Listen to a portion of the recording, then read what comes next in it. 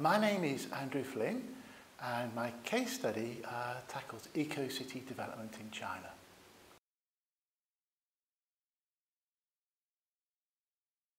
The project is taking a critical look at what we might mean by the term eco-city.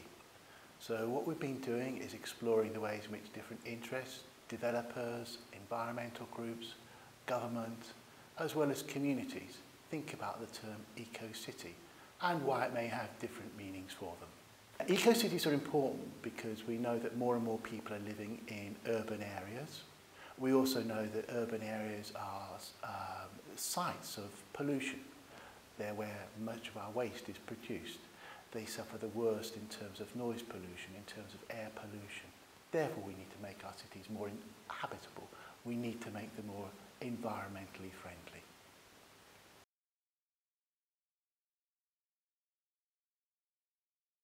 We've used three principal research methods in collecting the data.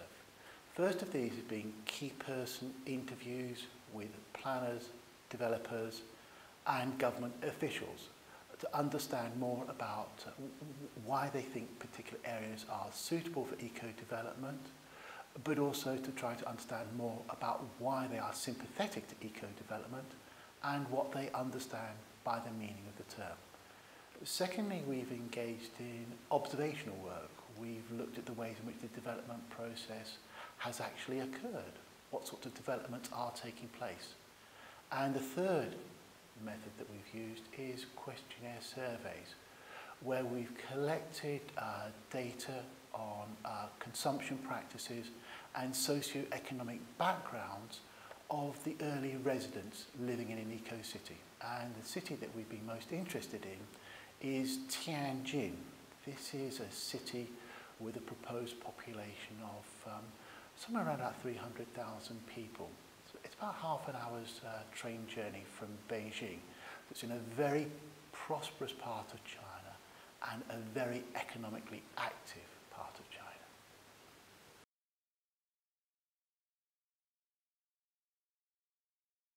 We have a number of key findings. Firstly is that there's a major gap between the ways in which the academic and policy literature thinks about eco-development or eco-cities and the way that's actually thought about in practice, particularly in China.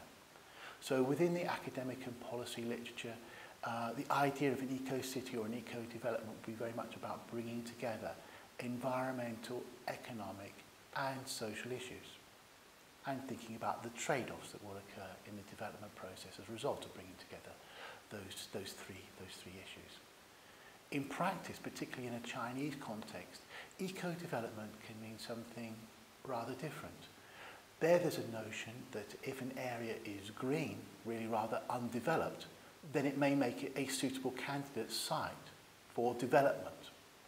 And therefore that environmentally friendly development is development that takes place on greenfield sites and is using innovative technologies for building and in the use of the building. So for example, energy efficient lighting, energy efficient air conditioning, more sophisticated forms of waste management. So it becomes a technological solution to thinking about environmental problems. So that's one of our most important findings, that there's this gap between the ways which people think about eco-development. Secondly, we've recognised that this term eco-development or eco-city is such a popular and persuasive term, it becomes a way of easing development through the planning process. Because after all, who wants to oppose an eco-development? Eco, environmental are seen as good, friendly terms. They are the sorts of things that we should be supportive of. So using the term eco-development or being able to badge something as an eco-city makes it easier to pass it through the development process.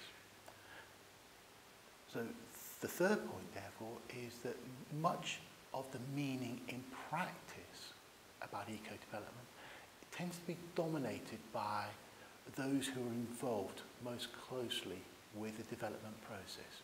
So eco-developments are now often becoming associated with ways of realising land value for developers, rather than trying to promote more radical and innovative forms of environmentally friendly development. And our fourth finding is one that's come from our research with the people who are actually living in the eco-cities. We've asked them questions about why do they move to the eco-city? Is it because they're interested in a more environmentally friendly lifestyle? And the answer for the most part is no. They simply see the accommodation as being of better value than they can get in a nearby urban area. We've also asked them if in living in an eco-city it's changed their lifestyle. Do they now live in a more environmentally friendly way? And actually, again, for the most part, the answer is no. In fact, in some cases, they're living higher consumption lifestyles than they did before. So that's important for us, again, because what it means is that many of the aspirations that are behind eco-cities, about trying to encourage people to live more environmentally friendly lifestyles, may not be realised in practice.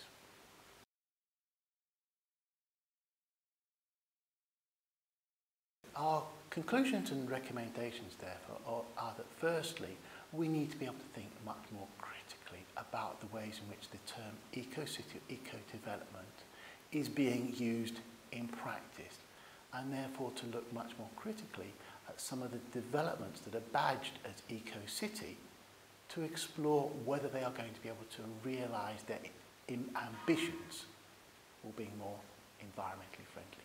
In other words, we want to know how different are these so-called eco-cities from more conventional cities. Encourage people to live much more environmentally friendly lifestyles, then we need to think about how are they living in newly built urban areas?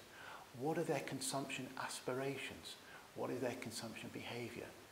And how might the physical environment help to change that behaviour to make it more environmentally friendly? And that's a key challenge, so that when we're thinking about the development of a new eco-city, we also need to pay much more attention to those who may be living in that city and how they want to live their lives.